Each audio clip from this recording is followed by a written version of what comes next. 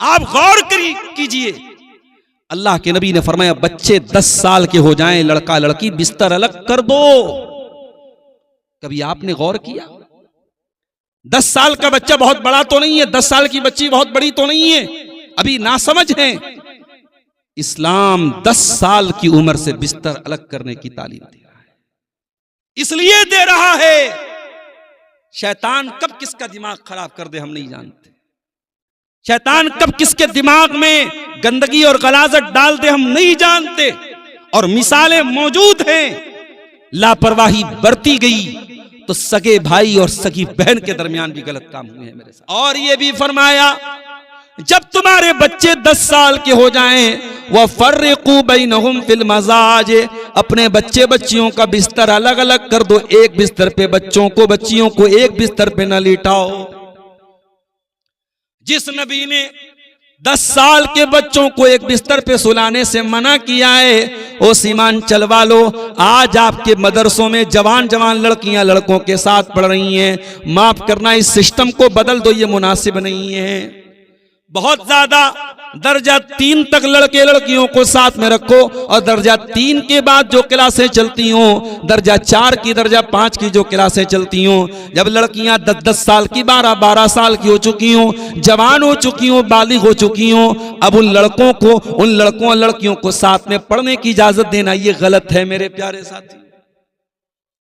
और ये भी कान खोल के सुन लो, मैं बार बार सीमांचल के जलसों में ये बात बोल रहा हूं कि आपके यहां जलसों में बहुत ज्यादा इख्तिलात मर्द ज़न होता है। सड़क के ऊपर तकरीर हो रही है, पिंडाल के नीचे जितने लड़के नहीं उससे कहीं ज्यादा लड़के आपको सड़क के ऊपर मिल जाएंगे। पिंडाल के नीचे जितनी औरतें नहीं है उससे कहीं ज्यादा लड़कियां आपको बाजार में मिल जाएंगी। इधर से लड़के भी जा रहे, उधर से लड़कियां भी आ रही हैं। मेरे प्यारे भाइयों, ये बेपर्दगी और बेहयाई का माहौल अगर जलसे में पैदा हो रहा है तो ये बहुत गलत है, बहुत गलत है। इसी सीमांचल का इलाका है, टापू का इलाका। अभी वहां एक इलाके, एक प्रोग्राम में मैं गया, छोटा टापू, एक गांव का नाम है छोटा टापू, सुपौल के पास। हमारे मुस्तफा कमाल साहब वहां जाते रहते हैं, क्योंकि ये सीमांचल के बड़े जाने माने, बड़े अच्छी आवाज वाले शायर हैं, ये हर जगह जाते हैं। अब वहां मैंने देखा कि औरतों का कोई इंतजाम नहीं है। रात का प्रोग्राम, औरतों का कोई इंतजाम नहीं। मैंने पूछा कि साहब आप लोग जलसे में औरतों को नहीं बुलाते? उन्होंने कहा मौलाना हम दिन में औरतों का प्रोग्राम अलग कर लेते हैं। औरतों के प्रोग्राम में कोई मर्द की एंट्री नहीं और मर्दों के प्रोग्राम में किसी औरत की एंट्री, वो भी शेरशाबादी लोग हैं। उन्होंने एक सिस्टम बनाया है और इस सिस्टम पर अमल कर रहे हैं, और उनके यहां मैंने देखा कि बेपर्दगी नहीं है।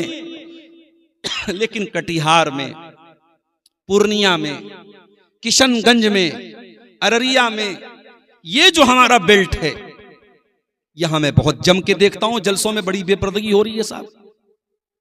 और वजह क्या है? जलसे में मर्दों औरतों का दोनों का आना और इख्तिलात का होना। भाई हमारे यूपी में भी औरतों का इंतजाम होता है, मुंबई में बड़े बड़े प्रोग्राम होते हैं, औरतें आती हैं, पता भी नहीं चलता, उनका अलग रास्ता है, अलग पिंडाल है, अलग उनका स्क्रीन लगी हुई है, पता भी नहीं चलता। आपके यहां साहब जैसे ही मैं 12:30 बजे आया हूं गांव में, जैसे ही आया इधर से नौजवान लड़के जा रहे हैं, उधर से लड़कियां आ रही हैं। क्या तमाशा है मेरे भाई, मेरे भाइयों। इस्लाम पर्दे का मजहब है, इस्लाम तकद्दुस का मजहब है। इस्लाम गंदगी की इजाजत नहीं देता, इस्लाम बदकारी की इजाजत नहीं देता। फरमाया जब तुम्हारे बच्चे 7 साल के हो जाएं नमाज का हुक्म दो, और 10 साल के हो जाएं और नमाज न पढ़े तो उनकी पिटाई करो। सवाल यह पैदा होता है मौलाना साहब, 10 साल का बच्चा तो बालिग नहीं है, 10 साल की लड़की तो नाबालिग है, और इस्लाम के अंदर जो अहकाम फर्ज होते हैं वो तो बालिग होने के बाद फर्ज होते हैं। नमाज बालिग होने के बाद, रोजा बालिग होने के बाद। 10 साल का लड़का तो नाबालिग है, फिर नमाज न पढ़ने पर उसकी पिटाई करने का हुक्म क्यों दिया जा रहा है? इसीलिए दिया जा रहा है जब वो बच्चा 10 साल की उम्र में नमाज का पाबंद बन जाएगा, जब वो 17 साल का हो जाएगा, जब वो 20 साल का हो जाएगा और फजर की अजान की आवाज सुनेगा तो आपको कहना नहीं पड़ेगा, वो ठंडे ठंडे पानी से, वो गरम गरम पानी से वजू बना करके ऑटोमेटिक मस्जिद में पहुंच जाएगा। तरबियत तो करो मेरे प्यारे साथी। हम तरबियत नहीं करते हैं, हमारे पास अपने बच्चों के लिए टाइम ही नहीं है। और हम कहते साहब हम बड़े बिजी लोग हैं, हमारे पास इसलिए टाइम नहीं, हम तो रात दिन कारोबार में लगे रहते हैं, जॉब में लगे रहते हैं। माफ करना, जितना बड़ा भी जॉब हो, जितना बड़ा भी कारोबार हो, अपने बच्चों की तरबियत से आप बच नहीं सकते, उससे भाग नहीं सकते मेरे साथ। हमारे एक दोस्त हैं, बहुत दिनों तक वो सऊदी अरब में रहते थे, इलाहाबाद के रहने वाले हैं, सऊदी अरब में रहते थे, रियाज में रहते थे। वो डेली अपने बच्चों से फोन करना, हाल चाल लेना उनका मामूल था। और नतीजा ये है कि 3-4 साल तक सऊदी अरब में वो रहे और आज भी अल्हम्दुलिल्लाह उनकी बच्ची और बच्चे सब माशाअल्लाह दीनदार हैं, दुआएं याद हैं, कुरान याद हैं, बच्चे माशाअल्लाह दीनदार हैं। आप अगर बच्चों को टाइम नहीं देंगे मेरे प्यारे साथी, अगर आप बच्चों की सही तरबियत नहीं करेंगे, ये बच्चे कयामत के दिन आपका गरेबान पकड़ देंगे।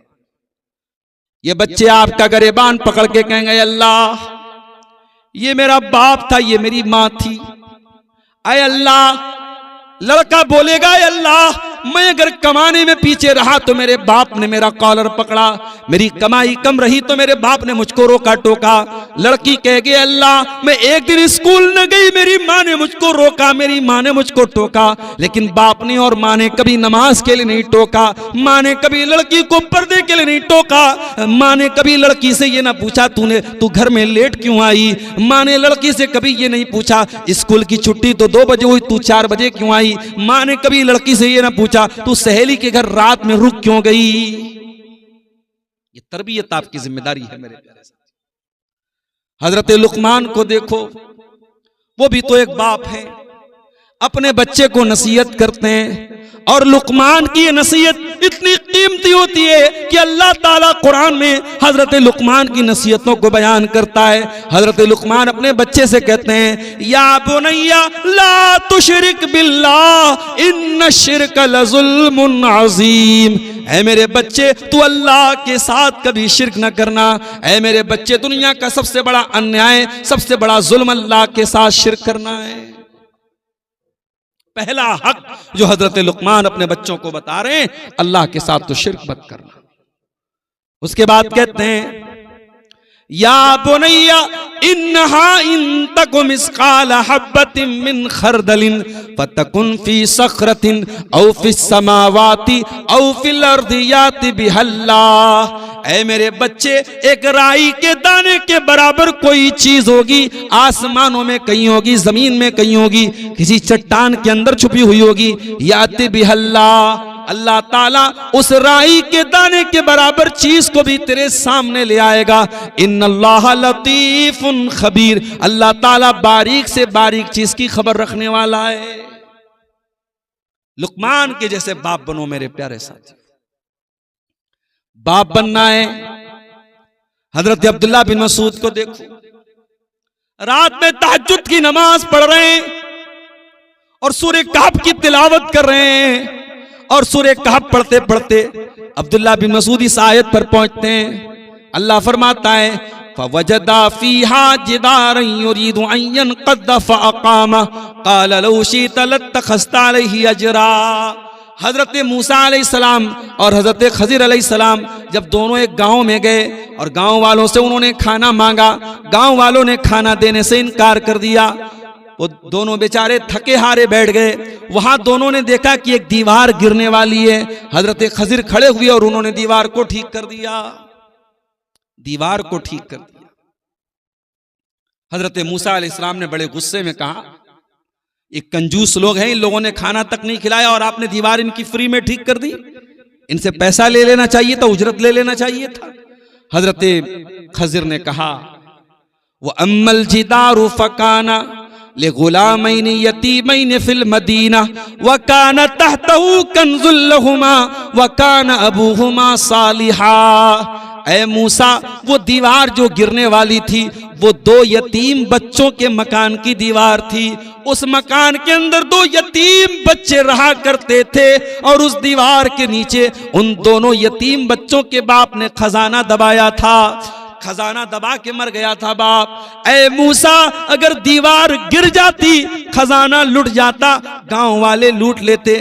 चूंकि बच्चों का बाप नेक इंसान था, वकान अबूहुमा सालिहा, बच्चों का बाप नेक था, इसलिए अल्लाह ताला ने मुझे हुक्म दिया कि मैं दीवार को ठीक कर दूं ताकि बच्चे कल जब जवान हो जाएं तो अपने बाप का खजाना हासिल कर लें। ये है औलाद। औलाद को फल मिल रहा है बाप की नेकी का। जो बाप नेक होगा वो जायदाद बना के जाए चाहे ना जाए, वो बैंक में बैलेंस छोड़ के जाए या ना जाए, वो जमीनें और जायदादें छोड़ के जाए चाहे ना जाए, अगर बाप नेक है उसकी नेकी का फल उसके बच्चों को जरूर मिलेगा। मेरे प्यारे साथी, हजरत अब्दुल्लाह बिन मसूद कुरान की यही आयत पढ़ रहे थे।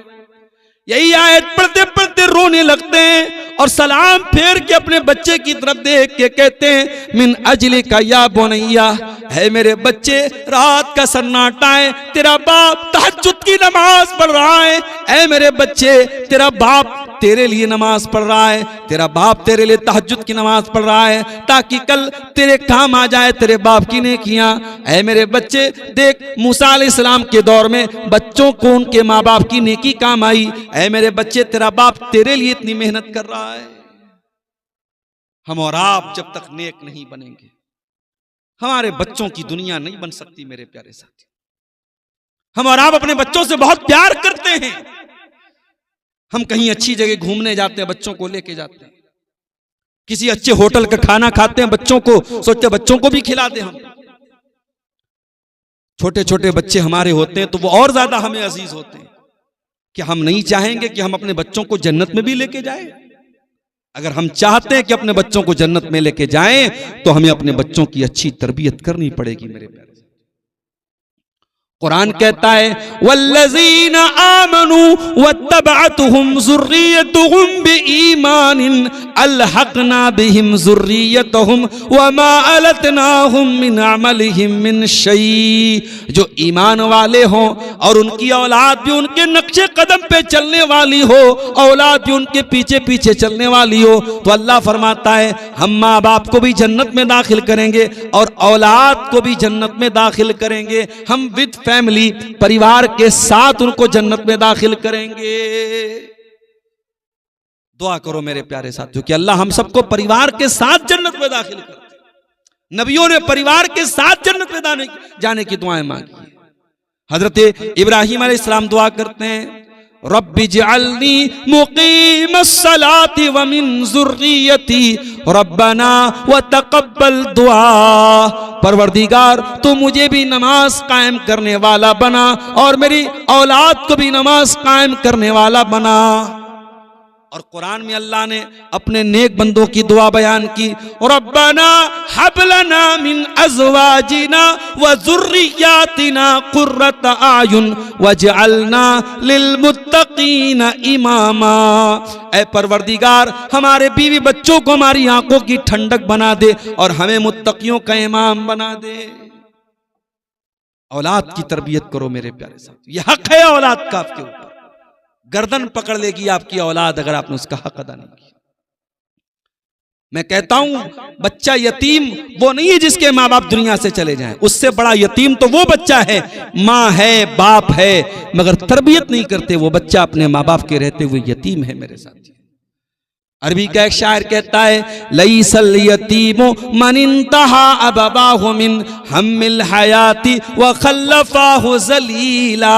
अरे यतीम वो नहीं है जिसके माँ बाप उसको छोड़ के चले गए हों। इन्नल यतीम हुवल्लज़ी तलक़ा लहू उम्मन तखल्लत व मशगूला।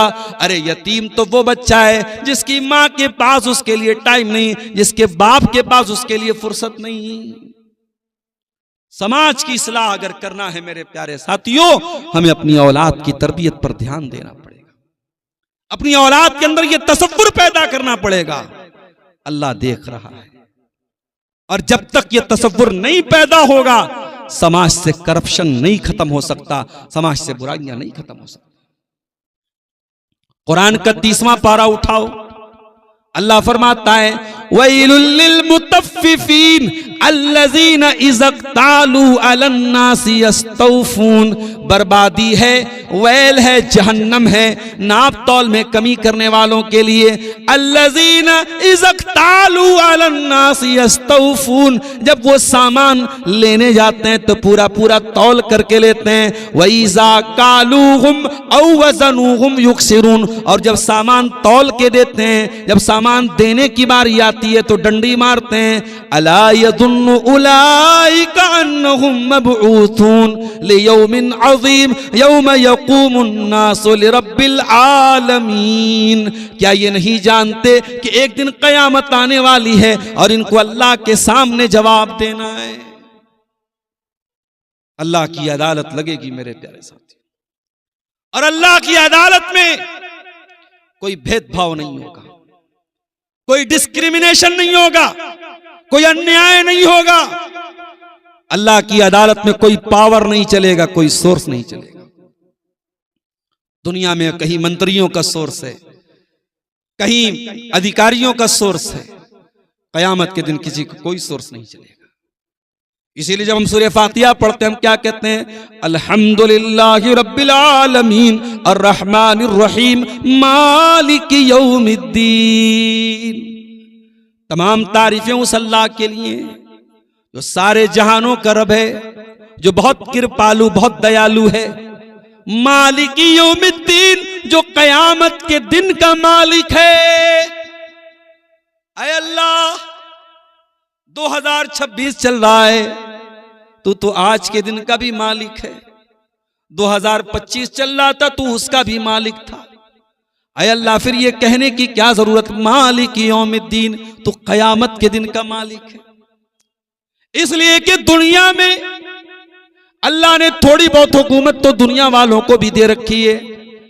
कोई किसी देश का प्रधानमंत्री है, कोई किसी राज्य का मुख्यमंत्री है, कोई कहीं का राष्ट्रपति है, कोई कहीं का हुक्मरान है। दुनिया में तो थोड़ा बहुत पावर अल्लाह ताला ने अपने बंदों को दे रखा है, मगर कयामत के दिन अल्लाह ताला किसी के हाथ में कोई पावर नहीं देगा। अल्लाह ताला फरमाएगा लिमनिल मुल्कुल यौम, ऐ मेरे बंदो, आज किसके हाथ में पावर है? आज किसके हाथ में किंगडम है? आज किसके हाथ में राजशाही है? आज किसके हाथ में बादशाहत है? सारी दुनिया खामोश, सारे मंत्री खामोश, सारे राष्ट्रपति खामोश, सारे राजा महाराजा खामोश। अल्लाह खुद ही आवाज देगा लिल्लाहिल वाहिदिल क़हार। मेरे बंदो, आज पावर मेरे हाथ में है, आज हुकूमत मेरे हाथ में है, आज सल्तनत मेरे हाथ में, आज फैसला चलेगा तो मेरा चलेगा। कयामत के दिन अल्लाह का फैसला चलेगा, और अल्लाह के फैसले में कोई भेदभाव नहीं चलेगा मेरे साथ, कोई अन्याय नहीं होगा अल्लाह के फैसले।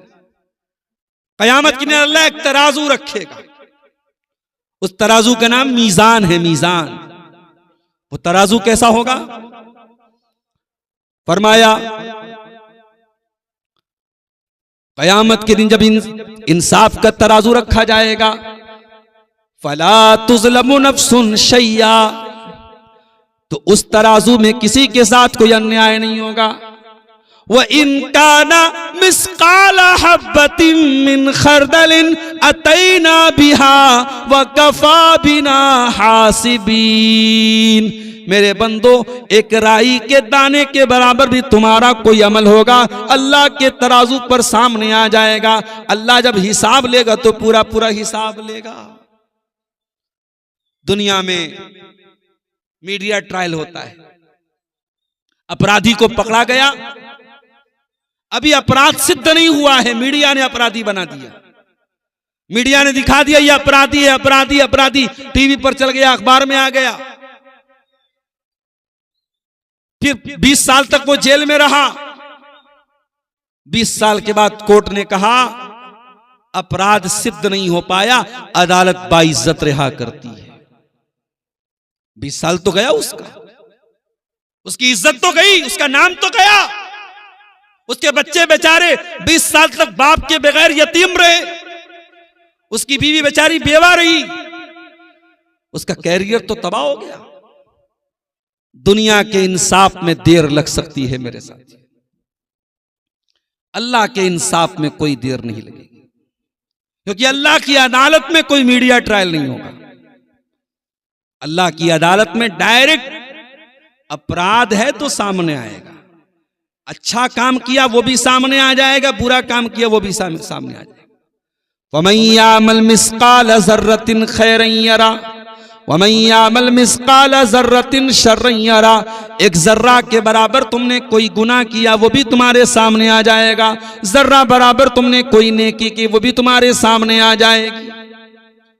ऐ अल्लाह, दुनिया में झूठे गवाह भी आ जाते हैं, क्या तेरी अदालत में कोई झूठी गवाही भी दे पाएगा?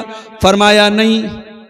अल यौमा नख्तिमु अला अफवाहिहिम व तुकल्लिमुना ऐदीहिम व तशहदु अर्जुलुहुम बिमा कानू यक्सिबून। कयामत के दिन अल्लाह ताला मुंह पर मुहर लगा देगा, मुंह बंद कर देगा, जबान से कुछ नहीं बोल पाओगे। अल्लाह तुम्हारी जबानों पर मुहर लगा देगा, तुम्हारे हाथ बोलेंगे, तुम्हारे पैर बोलेंगे।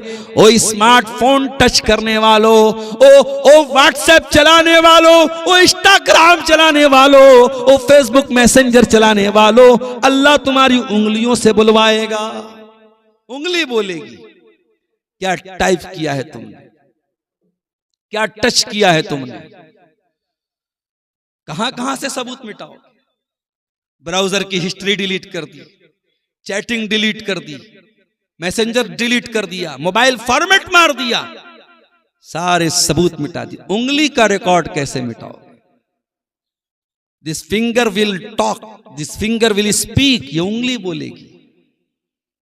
अल्लाह फरमा रहा है तेरे हाथ बोलेंगे, तेरे पैर बोलेंगे। इन पैरों से चल के तू कहां गया था? तू जिना को डेटिंग बोलता है, तू हराम काम को डेटिंग और प्यार और लव और रोमांस बोलता है। इन पैरों से जो तू जिना करने गया था ये पैर बोलेंगे।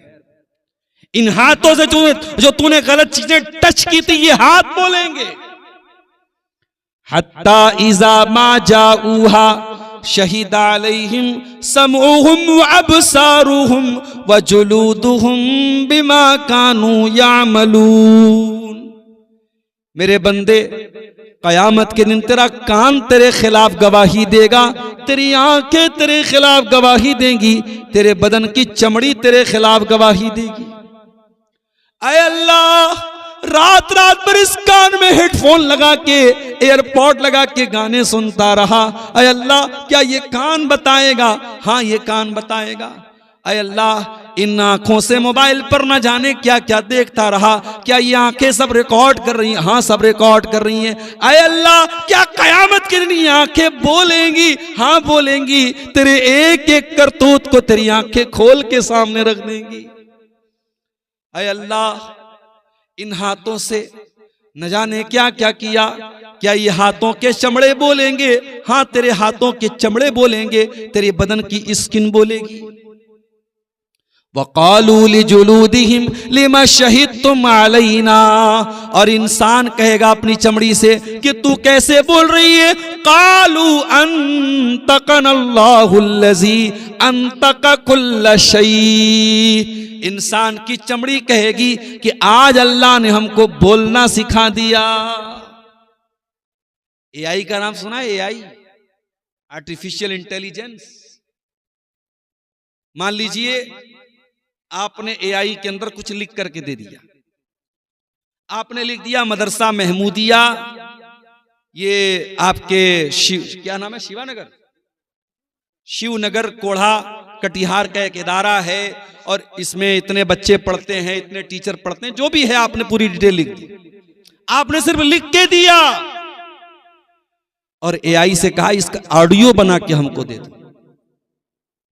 एआई ने ऑडियो बना के दे दिया। भाई साहब, ये पोस्टर जो मेरे पोस्टर, ये पोस्टर जो है इसको मैं एआई का बहुत माहिर नहीं हूं, लेकिन मैं भी अगर चाहूं तो इस पोस्टर को अभी 2 मिनट के अंदर सेम पोस्टर में एआई पर लेके जाऊंगा और यहां कटिहार की जगह बनारस, उससे बोल दूं कटिहार को बनारस कर दो, और यहां डॉक्टर अब्दुल गफ्फार सलफी है, यहां पे आप सैयद मेराज रब्बानी कर दो।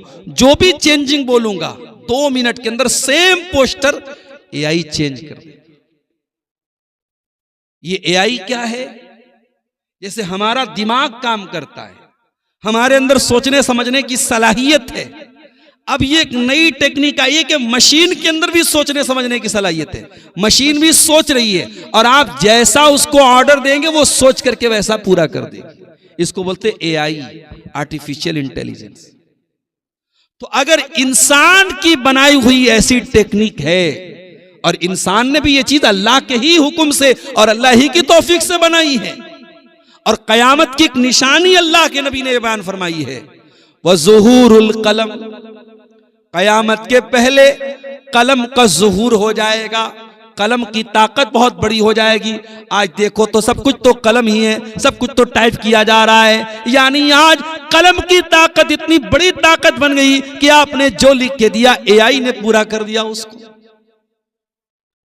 इसका मतलब यह हुआ कि अगर इंसान की बनाई हुई टेक्निक अगर इतनी आगे जा सकती है, और इंसान को बनाने वाला अल्लाह है, और इंसान के दिमाग को बनाने वाला अल्लाह है, और इंसान को सोचने समझने की सलाहियत देने वाला अल्लाह है, तो उस अल्लाह के लिए कौन से मुश्किल बात है कि वो कयामत के दिन हमारे बदन की स्किन से, हमारी चमड़ी से वो गवाही दिलवाएगा, और हमारे बदन की चमड़ी गवाही देगी। किस किस से बचेंगे हम? कान गवाही देगा, आंखें गवाही देंगी, हाथ गवाही देंगे, पैर गवाही देंगी, बदन के चमड़े गवाही देंगे। ऐ अल्लाह, कोई ऐसा भी गुनाह मैंने किया था, बंद कमरे में था, अंधेरा था, लाइट ऑफ थी, किसी ने नहीं देखा, ऐ अल्लाह क्या उस गुनाह की भी पकड़ होगी? फरमाया इज़ा ज़ुल्ज़िलतिल अर्ज़ु ज़िल्ज़ालहा व अख़रजतिल अर्ज़ु अस्क़ालहा व क़ालल इंसानु मा लहा यौमइज़िन तुहद्दिसु अख़बारहा। है मेरे बंदे, कयामत के दिन धरती भी बोलेगी, जमीन भी बोलेगी, जमीन भी गवाही देगी। जिस बेडरूम में रह के तूने गलत काम किए थे वो बेडरूम बोलेगा, जिस जमीन पे तूने गलत काम किया था वो जमीन बोलेगी, जिस जमीन पे तूने अच्छे काम किए थे, जहां तेरी पेशानी ने सजदे किए थे, जहां तेरी आंखों से आंसू बहे थे, जहां तेरे हाथों से सदका खैरात हुआ था, जहां जाके तूने हज और उम्रा किया था, जहां तूने जानवर की कुर्बानी की थी, वो जमीन बोलेगी, वो जमीन गवाही देगी। इज़ा ज़ुल्ज़िलतिल अर्ज़ु ज़िल्ज़ालहा व अख़रजतिल अर्ज़ु अस्क़ालहा व क़ालल इंसानु मा लहा यौमइज़िन तुहद्दिसु अख़बारहा। जमीन गवाही देगी, जमीन बोलेगी। मेरे प्यारे साथियों, किस किस से हम बचेंगे? ऐ अल्लाह, दुनिया में पैसे का लेन देन करके भी मामला रफा दफा हो जाता है।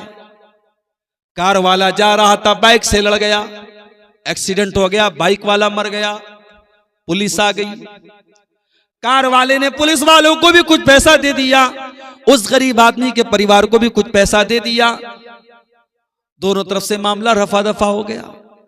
ऐ अल्लाह, क्या तेरी अदालत में भी पैसा देकर के मामला रफा दफा हो जाएगा? फरमाया वत्तकू यौमन, ऐ मेरे बंदो उस दिन से बचो, तुरजऊन फीहि इलल्लाह, जिस दिन तुम अल्लाह के पास जाओगे, सुम्मा तुरजऊन इलल्लाह सुम्मा तुवफ्फा कुल्लु नफ्सिम मा कसबत, और हर नफ्स को उसके अमल का पूरा पूरा बदला दिया जाएगा। वहुम ला युज़लमून, और उस दिन किसी के साथ कोई जुल्म नहीं होगा। दूसरी जगह फरमाया ला युखज़ु मिनहा अदलु वला हुम युनसरून, कयामत के दिन कोई बदला नहीं दिया जाएगा, कोई फिदिया नहीं दिया जाएगा, किसी के बदले किसी को नहीं पकड़ा जाएगा। उस दिन से डरो मेरे प्यारे साथी। जब तक ये डर नहीं पैदा होगा, बुराई नहीं खत्म हो सकती। हजारों साल पहले एक खूबसूरत नौजवान था, घर के अंदर अकेला था। उसकी घर के अंदर एक खूबसूरत औरत भी थी, औरत भी जवान थी, और ये जो मर्द था ये भी जवान था, खूबसूरत भी था, और उस लड़की का, उस औरत का गुलाम था। ये गुलाम की हैसियत से रहता था। उस औरत ने घर के सारे दरवाजे बंद कर दिए और अपने गुलाम से कहा, मेरी बाहों में आ जा। वो गुलाम वहां का रहने वाला भी नहीं था। उस औरत, वो गुलाम तो नहीं था, लेकिन उस घर में गुलाम की तरह, खादिम की तरह रहता था। वो नौजवान परदेसी था। परदेसी को बहुत सारी बातों का डर नहीं होता है। इंसान को अपने वतन में जितना अपनी इज्जत का लिहाज रहता है, परदेश में नहीं रहता है। वो परदेश में भी था। वो नौजवान उस औरत के अंडर में रहता था। गुलाम तो नहीं था, लेकिन गुलाम की हैसियत से था। औरत उसकी मालकन थी, उसकी आका थी। औरत खुद बुला रही थी और घर के सारे दरवाजों को भी औरत ने बंद कर दिया था। कोई कैमरा भी नहीं लगाता, कोई पकड़ने वाला भी नहीं था।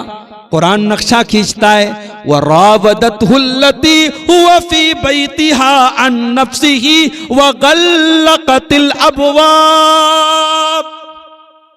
याद करो मेरे बंदे यूसुफ अलैहिस्सलाम को, जब उस औरत ने, जिस औरत के घर में यूसुफ रहा करते थे, उस औरत ने अपने जाल में फंसाने की कोशिश की और उसने सारे दरवाजे अच्छी तरीके से बंद कर दिए और कहने लगी, हई तलक, हई तलक, हई तलक, ऐ यूसुफ मेरे पास आ जाओ। औरत खुद बुलाए तो इंसान का बचना बहुत मुश्किल होता है। बहुत आसान है मजलिस में माज अल्लाह कह देना, बहुत मुश्किल है खलवत में गुले गुलगू से बच जाना। तन्हाई में जब कोई बुराई का मौका मिल रहा हो, उस मौके पर बुराई से अपने दामन को बचाना, इट इज द चैलेंज। ये बहुत बड़ा चैलेंज है मेरे प्यारे साथी। औरत बुला रही है तलक, ऐ यूसुफ आओ। यूसुफ कहते काला माज अल्लाह, मैं अल्लाह की पनाह चाहता हूं। इन्नहु रब्बी अहसन मसवाया इन्नहु ला युफ्लिहु ज़ालिमून। ऐ ज़ुलेखा, ऐ अजीज़े मिस्र की बीवी, मेरे मालिक ने तेरे घर में मुझको ठिकाना दिया और मैं अपने मालिक के साथ ही गद्दारी करूं, ये मुझसे नहीं हो सकता। मैं अपने मालिक के साथ बेवफाई करूं, ये मुझसे नहीं हो सकता। इन्नहु ला युफ्लिहु ज़ालिमून। ऐ ज़ुलेखा, मैं इतना बड़ा जुल्म नहीं कर सकता, मैं जालिम नहीं हूं। वो कौन सी ताकत थी मेरे भाइयों, जिसने यूसुफ को जवान होने के बावजूद, खूबसूरत होने के बावजूद, और मलका औरत, पैसे वाली औरत, और खुद गुनाह की तरफ बुला रही है। वो कौन सी ताकत थी जिसने यूसुफ को गुनाह करने नहीं दिया? वो ताकत अल्लाह का डर थी। वो ताकत ये एहसास था कि अल्लाह देख रहा है, अल्लाह देख रहा है, और अल्लाह की पकड़ का डर था। वो डर यूसुफ अलैहिस्सलाम को गुनाह से दूर करता है। इसीलिए अल्लाह के नबी फरमाते हैं, कयामत के दिन जब कोई साया नहीं होगा, सबातुन युज़िल्लुहुमुल्लाहु फी ज़िल्लिही यौमा ला ज़िल्ला इल्ला ज़िल्लुहु। कयामत के दिन अल्लाह ताला 7 खुश नसीबों को अपने अर्श का साया देगा। जिस दिन अल्लाह के अर्श के सिवा कोई साया न होगा, उन 7 खुश नसीबों में एक वो इंसान भी होगा। फरमाया व रजुलुन दातुहु इम्रातुन ज़ातु मनसबिन व जमालिन फ़क़ाल इन्नी अख़ाफ़ुल्लाह।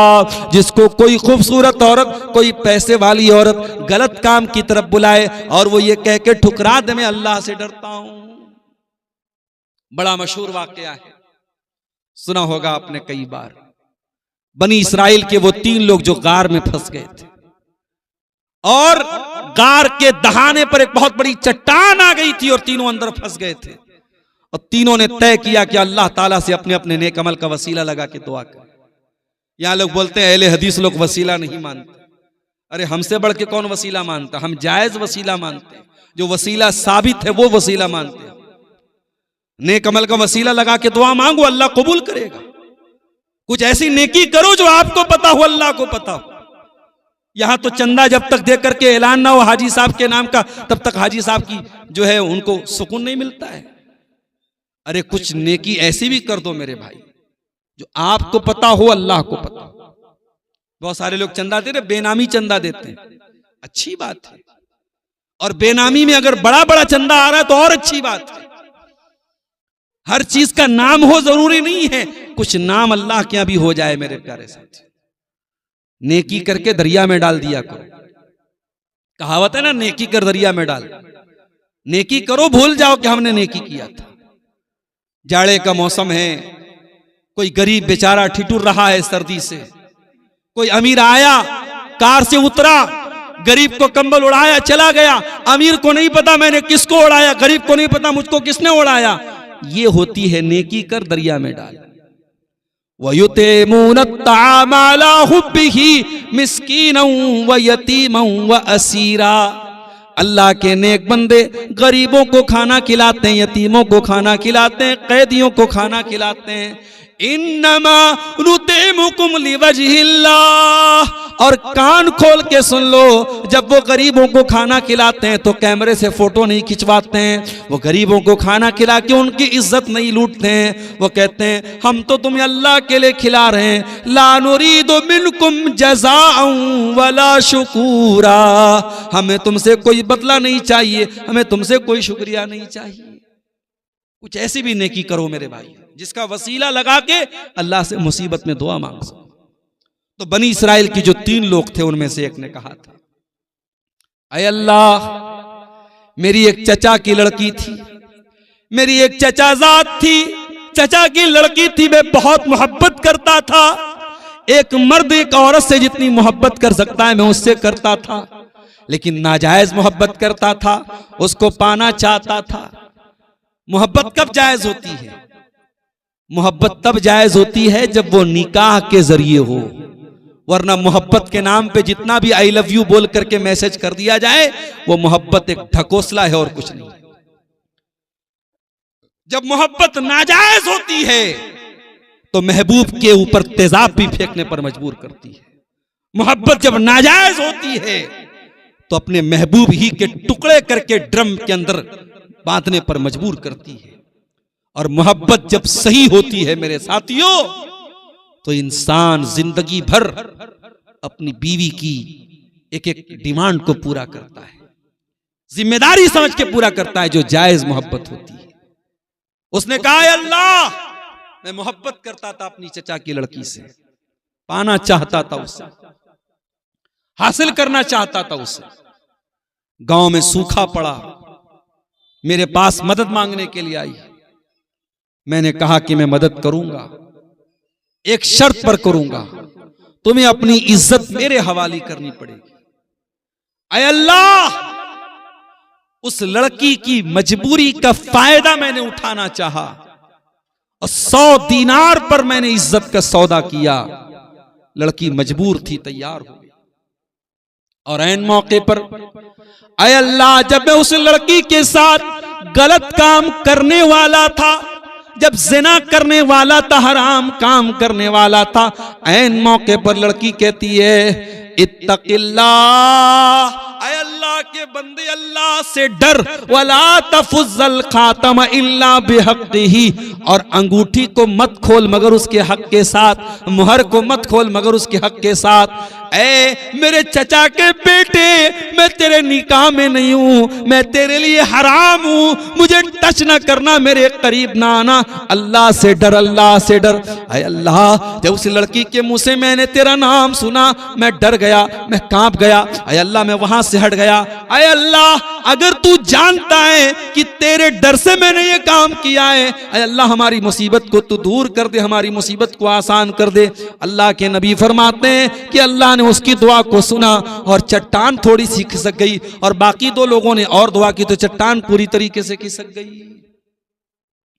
अगर आप अल्लाह का डर अपने अंदर पैदा कर ले मेरे साथियों, हम और आप अपने अंदर अल्लाह का डर पैदा कर ले तो मुसीबतें भी टल सकती हैं, परेशानियां भी टल सकती हैं।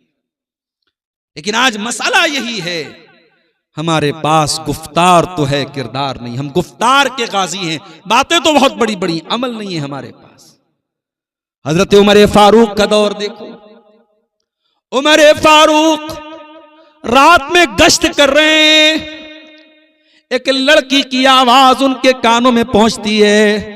लड़की अपनी मां से कहती, मां लड़की से कहती है, बेटी उठ करके दूध में पानी मिला दे। बेटी सुबह हमको दूध बेचने जाना है तो दूध में पानी मिला दे। लड़की की मां कहती है, लड़की कहती है, अम्मी जान क्या आपने नहीं सुना अमीरुल मोमिनीन उमर फारूक का ऑर्डर आया है, दूध में पानी मिलाना अपराध है, क्या आपने ये फरमान नहीं सुना है? कहा बेटी मैंने सुना है, लेकिन ये रात का सन्नाटा है, उमर कहाँ हमको देखने वाला है, उमर तो अपने घर में आराम कर रहे होंगे। कहा अम्मी जान अगर उमर हमको नहीं देख रहे हैं, उमर का रब तो हमको देख रहा है, उमर के रब से तो डरिए। लड़की की मां चुप हो गई। हजरत उमर ने मकान नंबर नोट कर लिया, घर आए, सारे बच्चों को बुलाया, ऐ मेरे बच्चों, मैं एक लड़की की आवाज सुन के आया, मैं नहीं जानता कि वो कितनी खूबसूरत है, उसका घर कैसा है, खानदान कैसा है, मैं नहीं जानता, इतना जानता हूं कि वो लड़की दीनदार है, अल्लाह से डरने वाली है, और मैं उस लड़की को अपने घर की बहू बनाना चाहता हूं। क्या तुम में से कोई है जो उसे निकाह करेगा? हजरत उमर के एक बेटे थे जिनका नाम आसिम था, हजरत आसिम बिन उमर, उन्होंने कहा कि ठीक है अब्बा जान मैं निकाह कर दूं। अल्लाह अकबर। उस जमाने के लड़के भी बड़े अजीब थे, आज के लड़के तो माशाअल्लाह। अभी एक साहब हमसे कहने लगे मुंबई के अंदर कि उनके लड़के को किसी लड़की से प्यार हो गया, अब लड़का जिद कर लिया कि मैं शादी करूंगा तो उसी लड़की से करूंगा। माँ बाप ने पहले जिद सोचा कि समझाएं बुझाएं, लड़का नहीं माना, आखिर में उसी से शादी किया। शादी हुई 1-2 साल के बाद लड़के को समझ में आएगा दूर के ढोल बड़े सुहाने। वो शादी के पहले जितने बड़े बड़े ख्वाब वो लड़की दिखाती थी, शादी के बाद पता चला कि सब फर्जी चीजें थी। तो ये चल रहा है आजकल के दौर में। लड़कों का मेयार भी यही है कि लड़की खूबसूरत बिल्कुल अप्सरा के जैसी, चाहे वो दीनदार हो चाहे ना हो, चाहे इज्जतदार हो चाहे ना हो, हयादार हो चाहे ना हो, वो सूरत पर मरने वालों। हजरत उमर का बेटा पलट करके ये नहीं पूछता अब्बा जान लड़की की शक्ल एक बार दिखा दीजिए। अब्बा ने कह दिया कि लड़की दीनदार है, मैं दीन की गारंटी लेके आया हूं। लड़का तैयार हो गया, निकाह हो गया, और इतनी नेक थी वो लड़की कि उसी लड़की के खानदान से, उसी की नस्ल से आगे चल करके एक इंसान पैदा हुए, एक शख्सियत पैदा हुई जिनका नाम उमर बिन अब्दुल अजीज रहमतुल्लाह अलैह है, जिनको उमर सानी कहा जाता है। हजरत उमर की नस्ल से वो थे और हजरत उमर के तरीके पर चलने वाले थे। मेरे प्यारे साथी, अल्लाह का डर अगर पैदा हो जाए, अल्लाह की पकड़ का डर पैदा हो जाए, तो ऐसी लड़कियां भी हमें समाज में नजर आती है मेरे साथ। और आगे बढ़ी, हजरत उमर ही का वाकया है। रात का सन्नाटा है, हजरत उमर गश्त पे निकले हुए हैं। एक मकान से एक औरत के रोने की आवाज आती है। वो अरबी के अशार पढ़ रही है, ततावल हाज़ल लैलु वस्वद्दा जानिबुहु व अरक़नी अल्लाह हबीबा उलाइबुहु। वो औरत रो रो के कहती है कि ये रात बड़ी लंबी है, ये रात बड़ी काली है, मेरा महबूब मेरे साथ नहीं है कि मैं अपने महबूब के साथ खेल सकूं, अपने महबूब के साथ मैं दिल लगी कर सकूं। फवल्लाहि लौलल्लाहु अन्नी उराक़िबुहु लहर्रक हाज़ा सरीरु जवानिबुहु। अल्लाह की कसम अगर मुझे अल्लाह का डर न होता तो इस बिस्तर, इस चारपाई के चारों पाए हिल रहे होते और कोई गैर मर्द इस चारपाई पर आज सो रहा होता। मतलब यह हुआ कि वो औरत शौहर से दूर थी, शौहर उसका मैदान जंग में गया हुआ था और औरत को अपने शौहर की याद आ रही थी और वो रो रही थी और ये अशार पढ़ रही थी। हजरत उमर के दिल पर बड़ा असर हुआ इन अशार का। वो घर आए और उन्होंने अपनी बेटी हजरत हफ्सा से पूछा। कभी कभी ऐसा मसला आता है, लेडीज ही से पूछना पड़ता है। हजरत उमर ने अपनी बेटी से पूछा जो उनकी बेटी भी हैं और अल्लाह के नबी की बीवी भी, हम सबकी मां भी हैं, उम्मुल मोमिनीन भी है। कहा है हफ्सा ये बताओ, औरत शौहर के बगैर मैक्सिमम कितने दिन तक रह सकती है? बगैर शौहर की औरत कितने दिन तक रह सकती है? तुम्हारा तजर्बा क्या कहता है? तुम्हारा एक्सपीरियंस क्या कहता है? हजरत हफ्सा ने कहा अब्बा जान, औरत बगैर शौहर के मैक्सिमम 6 महीना रह सकती है। 6 महीने से ज्यादा बहुत मुश्किल है उसके लिए रहना।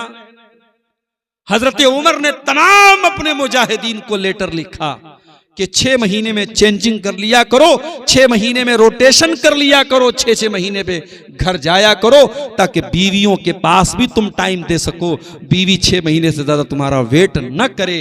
मेरे प्यारे साथियों, बताना यह चाहता हूं इस वाक़े के जरिए कि वो औरत शौहर के बगैर रहती थी, वो चाहती तो गलत कदम उठा सकती थी, मगर वो औरत खुद कहती है अगर अल्लाह का डर न होता तो आज इस बिस्तर पे गलत काम होता, मगर अल्लाह का डर है जो मुझे गुनाह से रोके हुए है। मेरे अजीजों, आज समाज बहुत बुराइयों की तरफ जा रहा है, और समाज बुराइयों की तरफ इसीलिए जा रहा है क्योंकि अल्लाह की पकड़ का डर नहीं है हमारे। जब तक ये डर हमारे अंदर पैदा नहीं होगा, समाज की दिशा और दशा नहीं बदलेगी, समाज की तस्वीर नहीं बदलेगी। मेरे साथी, नबी के दौर में गुलाम को भी अल्लाह का डर होता था। वाकया सुनिए, तकरीर के आखिरी पॉइंट पर पहुंच रहा हूं। हजरत अब्दुल्लाह इब्न उमर का बड़ा मशहूर वाकया है, कई बार बयान भी कर चुका हूं तकरीरों में। अब्दुल्लाह इब्न उमर रज़ी अल्लाह तआला अन्हु सफर पे जा रहे थे, बहुत जोरों की उनको भूख और प्यास लगी थी। एक चरवाहे पर नजर पड़ी जो बहुत सारी बकरियों को लेके जा रहा था। अब्दुल्लाह बिन उमर ने कहा कि ऐ चरवाहे, किसी एक बकरी का दूध दूह करके मुझको पिला दे, बहुत भूखा प्यासा हूं। चरवाहा कहता है माफ कीजिए, ये बकरियां मेरी नहीं है, मैं तो चरवाहा हूं, ये मेरे मालिक की बकरियां हैं और मालिक की इजाजत के बगैर मैं आपको दूध नहीं दे सकता। अब्दुल्लाह इब्न उमर ने सोचा बड़ा ईमानदार लग रहा है, दूध तक देने को तैयार नहीं है, मालिक की बकरियां हैं, इसकी ईमानदारी का इम्तिहान लेते, इसकी परीक्षा लेते। कहा अच्छा ये बताओ, एक काम करो, एक बकरी मुझे बेच दो, मैं बकरी का दूध भी पी लूंगा, बकरी ज़बा करके गोश्त भी खा जाऊंगा, मालिक पूछे तो बता देना कि भेड़िया खा गया था, और मैं तुमको पैसा भी दे देता हूं, मालिक भी खुश, तुम भी खुश, मैं भी खुश। चरवाहा कहता है अब्दुल्लाह इब्न उमर, बहुत अच्छा रास्ता आपने बता दिया, मैं भी खुश, आप भी खुश, मालिक भी खुश, मगर एक सवाल का मुझको जवाब दे दीजिए, फ़अैन अल्लाह, कल कयामत का दिन होगा, अल्लाह की अदालत होगी, अल्लाह पूछेगा कि तूने अपने मालिक के साथ बेवफाई क्यों की, तूने अपने मालिक के साथ गद्दारी क्यों की, तूने अपने मालिक का हक क्यों मारा, तूने अपने मालिक से झूठ क्यों बोला, तूने चंद पैसों के लिए अपने मालिक के भरोसे का खून क्यों किया। फ़अैन अल्लाह, ये मुझे बता दीजिए, फिर अल्लाह कहाँ गया, मैं अल्लाह को क्या जवाब दूंगा। हजरत अब्दुल्लाह इब्न उमर की आंखों में आंसू आ गए। कहा है चरवाहे, तेरे दिल में अल्लाह का इतना डर मैं देख करके हैरान हूं, ये बता के तू किसका गुलाम है। उसके मालिक का नाम पूछा, मदीना आए और मालिक का पता लगाने के बाद उसकी कीमत अदा कर दी और उस गुलाम को आजाद कर दिया। और आजाद करने के बाद कहते हैं कि ऐ चरवाहे, आज तेरे इस एक जुमले ने तुझे दुनिया की गुलामी से आजाद कर दिया, और मुझे उम्मीद है कि कल कयामत के दिन जहन्नम की आग से भी आजाद कर देगा तेरा ये जुमला। फ़अैन अल्लाह, अल्लाह कहां गया। हम और आप भी अपने दिल से पूछें, जब शैतान गलत काम की तरफ लेके जाए, जब नमाजें आपकी छूट जाएं, जब गलत काम की तरफ आपके कदम बहके, तो अपने आप से ये सवाल करो, फ़अैन अल्लाह, अल्लाह कहां गया। अल्लाह को क्या जवाब देंगे मेरे साथी। एक बहुत बड़े ताबई थे जिनका नाम रुबैया इब्न खैसम था, बहुत अल्लाह के नेक बंदे थे। अब्दुल्लाह बिन मसूद इनको देख के कहा करते थे, अगर अल्लाह के नबी तुम्हें देख लेते तो बहुत मोहब्बत करते तुमसे, इतने नेक आदमी थे। रुबैया इब्न खैसम उस दौर की बहुत खूबसूरत औरत, फाहिशा औरत, बच्चलन औरत इनके पास आती है। और इनको बहकाने की कोशिश करती है। रुबैया इब्न खैसम टस से मस नहीं होते हैं, उल्टे उस औरत को समझाते हैं कि तू गलत काम छोड़ दे, तू मुझे बहकाने की कोशिश मत कर, तू गलत काम छोड़ दे। उस औरत को समझाने की कोशिश करते हैं, औरत थक हार करके वहां से चली जाती है। मेरे प्यारे साथियों, जब अल्लाह का डर पैदा होता है तो इंसान अपने ईमान की, अपने किरदार और कैरेक्टर की हिफाजत करता है। आज की तारीख में मेरे प्यारे साथियों, हमारे समाज में जो बुराइयां पनप रही हैं, जो दिन ब दिन बुराइयों का ग्राफ बढ़ रहा है, उसके पीछे बहुत बड़ी वजह यही है कि हमें दुनिया का तो डर है, अल्लाह का डर नहीं है। बहुत सारे गलत काम करने से हम इसलिए बचते हैं, दुनिया को क्या जवाब देंगे।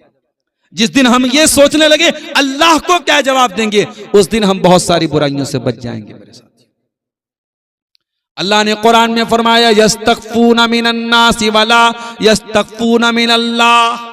ये मुनाफिकों की पहचान है, ये लोगों से तो डरते हैं, अल्लाह से नहीं डरते। वहुवा माहुम इज़ युबय्यतूना मा ला यर्दा मिनल कौल। अल्लाह ताला उनके एक एक अमल की निगरानी कर रहा है। अल्लाह को सब पता है कि वो क्या क्या साजिशें कर रहे हैं। इन मुनाफिकों की एक एक चाल से अल्लाह ताला वाकिफ है, मगर ये मुनाफिक लोग लोगों से डरते हैं, अल्लाह से नहीं डरते। अल्लाह से डरो मेरे प्यारे साथी, अल्लाह का डर अपने अंदर पैदा कीजिए। और ये बात याद रखिए कि अल्लाह के सब रिकॉर्ड हो रहा है, अल्लाह का कैमरा सब रिकॉर्ड कर रहा है, और अल्लाह का कैमरा कभी खराब होने वाला नहीं है। व इन्ना अलैकुम लहाफिज़ीन किरामन कातिबीन यालमून मा तफ़अलून। अल्लाह के फरिश्ते सब रिकॉर्ड कर रहे हैं, आपका हमारा सबका एक एक अमल रिकॉर्ड हो रहा है। और अमल तो बहुत दूर की बात है, मा यल्फ़िज़ु मिन क़ौलिन इल्ला लदैहि रक़ीबुन अतीद। हमारी ज़बान से जो अल्फाज निकलते हैं वो अल्फाज भी मेरे प्यारे साथियों रिकॉर्ड किए जा रहे हैं। और क़यामत के दिन जब ये रिकॉर्डिंग ओपन होगी, अल्लाह पूछेगा कि मेरे बंदे ये तेरा अमल है, ये तेरा अमल है। इक़रा किताबक कफ़ा बिनफ़्सिकल यौमा अलैका हसीबा। मेरे बंदे ये तेरी किताब है, तू खुद अपनी किताब पढ़ के बता दे तेरे साथ क्या मामला होना चाहिए। मेरे प्यारे साथियों, इसलिए हम और आप अपने दिलों में ये तसव्वुर पैदा करें कि अल्लाह देख रहा है, और जब तक ये हम तसव्वुर नहीं पैदा करेंगे, समाज से बुराइयां नहीं खत्म हो सकती हैं। दो सवालात हमारे सामने आए हैं। क्या औरत एतिकाफ कहाँ कर सकती है? औरत के लिए एतिकाफ मस्जिद ही में साबित है, घर में साबित नहीं है।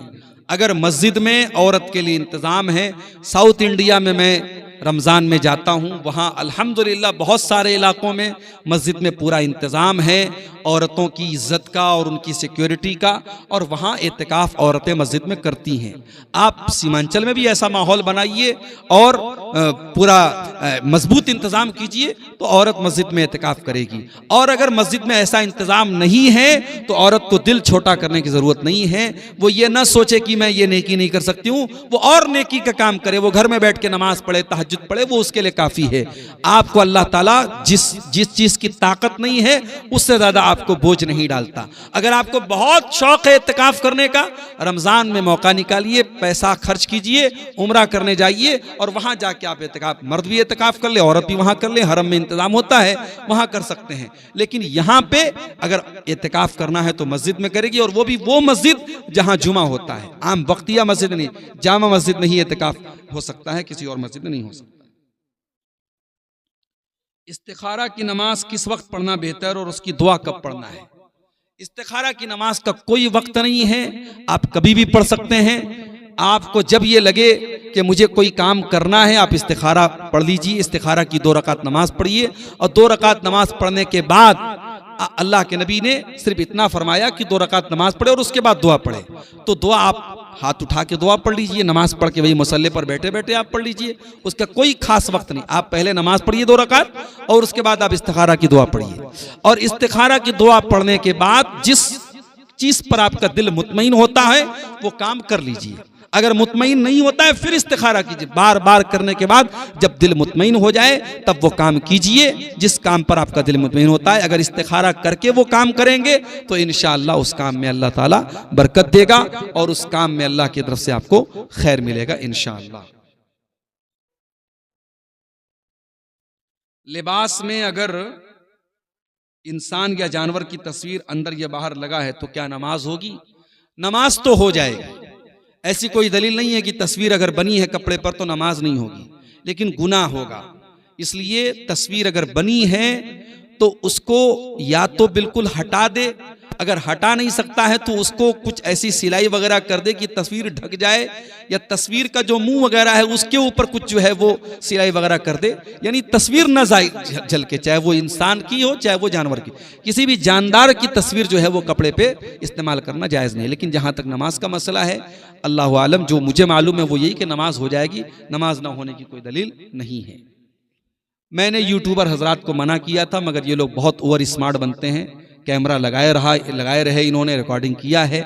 आइंदा मैं जब भी प्रोग्राम में आऊंगा इस इलाके में, पहले से ये बात जलसे वालों को बता करके आएंगे कि आप नहीं लगने देंगे, और जब ये कैमरे नहीं लगे रहेंगे तभी हम स्टेज पर आएंगे। क्योंकि यहाँ आने के बाद सिर्फ यहाँ से माइक हटा देना और इस तरीके से कैमरों का लगा रहना, ये तो बिल्कुल बेवकूफ़ बनाने वाली बात है। अब आप ये पूछेंगे कि मैं कैमरे क्यों नहीं लगने दे रहा हूं, उसकी बहुत सारी वजूहात है। फिलहाल मेरे लिए और आप सबके हक में भी बेहतर यही है कि अगर मुझे सीमांचल के प्रोग्रामों में आना है तो मुझे इस रिकॉर्डिंग से और यूट्यूब से मुझे दूर रहना है। इसलिए अल्लाह के वास्ते आप लोग माफ़ रखिए, और अल्लाह से दुआ है रब्बुल आलमीन हम सबको नेक अमल अच्छी समझ की तौफीक अता फरमाए। 7 दिन के गुजरने के बाद अकीका दे सकते हैं, मैं बार बार जवाब दे चुका हूँ। 7वां दिन अफजल है, बेहतर है, लेकिन अगर किसी मजबूरी की वजह से 7वें दिन नहीं कर पाए तो उसके बाद भी अकीका कर सकते हैं। ऐसा मसला नहीं कि 7वें दिन के बाद अकीका नहीं होगा। नीस क्या लिखा है? नीस खुद का अकीका दे सकते हैं। अगर वालिदैन किसी वजह से नहीं दे पाए तो आप खुद से भी दे सकते हैं, इंशाल्लाह कोई हर्ज की बात नहीं है, दे सकते हैं इंशाल्लाह, कोई हर्ज की बात नहीं है। अल्लाह ताला हम सबको नेक अमल अच्छी समझ की तौफीक अता फरमाए, रब्बुल आलमीन हम सबके जमा होने को कबूल फरमाए।